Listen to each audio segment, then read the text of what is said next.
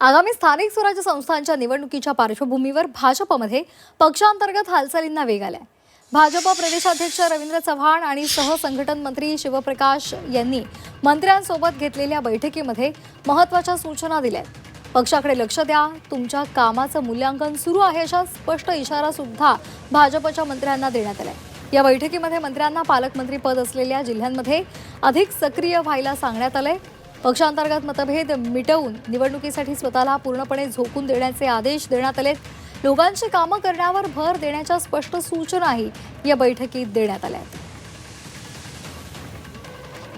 तर मंत्र्यांना काय नेमक्या सूचना केलेल्या आहेत, काय समज दिले पाहूयात।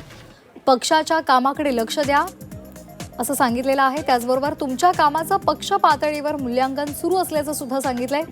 पक्षांतर्गत कुरबुरी असतील तर त्या मिटवा असंही सांगण्यात आलंय। मनपा आणि झेडपी निवडणुकांसाठी मंत्र्यांना कामाचं टार्गेट देण्यात आलंय। पक्ष कार्यकर्ते आणि त्याचबरोबर पदाधिकाऱ्यांची कामं तातडीनं करा अशा सूचनाही देण्यात आल्यात। सरकार असतानाही कामं तत्काळ होत नसतील तर ते योग्य नाही असंही रवींद्र चव्हाणांनी म्हटलंय।